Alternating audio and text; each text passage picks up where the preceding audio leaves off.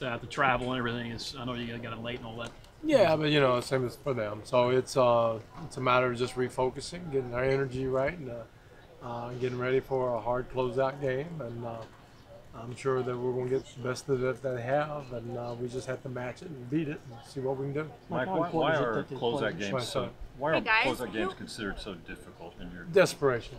Desperation of the other team having nothing to lose and coming out, and so you have to match that desperation. And sometimes it's just hard to do that, you know. So that's been the case historically.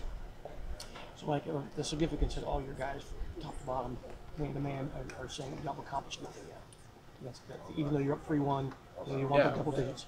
I mean, that's pretty common sense, and yeah, we want to close it out for all kinds of reasons. You don't mess with the game, you don't mess with whatever. When you get a chance, you got to take it.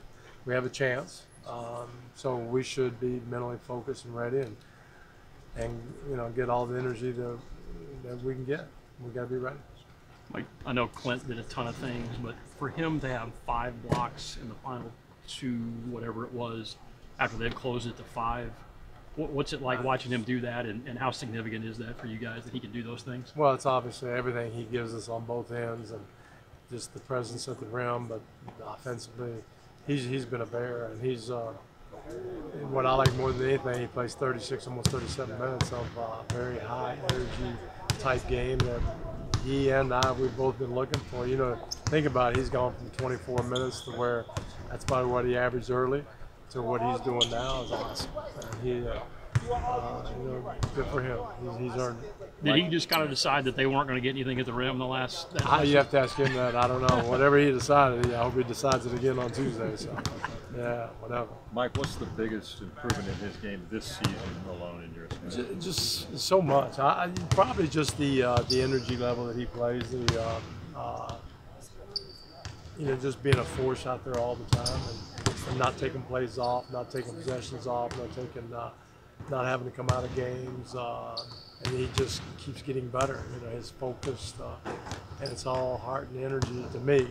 He's always been a pretty good guy that you could throw the ball into and have a little move. He's always been a guy who can run the floor and catch lobs and stuff. But the force that he's playing with is notably better, and really is really good.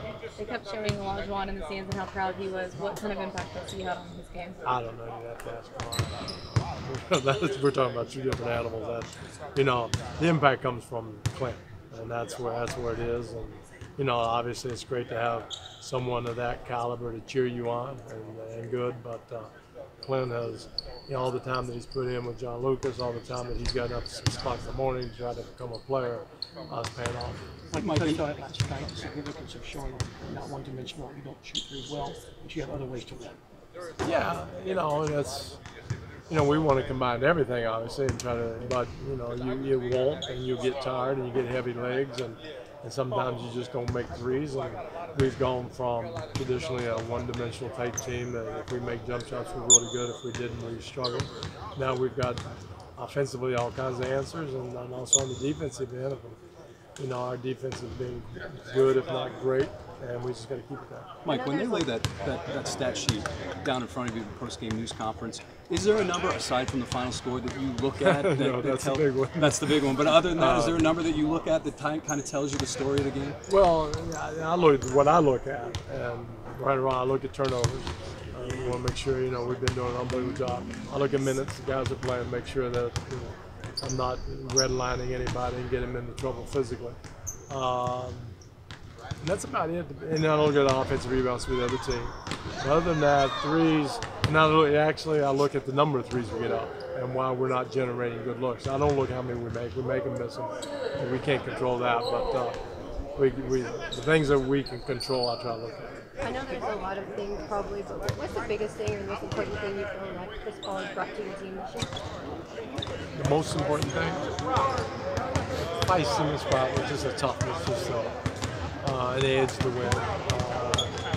Intelligence, just all that together. You just watch him and watch him operate and understand, you know, how he goes about winning, and it's impressive. He always obviously has that edge, but do you feel like it might be up another notch tomorrow, considering his history in the playoffs and I don't know. It's hard to go up another. I think he's on full tilt all the time. So you'd have to talk to him a little bit. I'm sure it's on his mind, maybe. But you can't ask for what he has given us more. You know, and I just expect much of the same. All right, guys. Thank you. Thank you.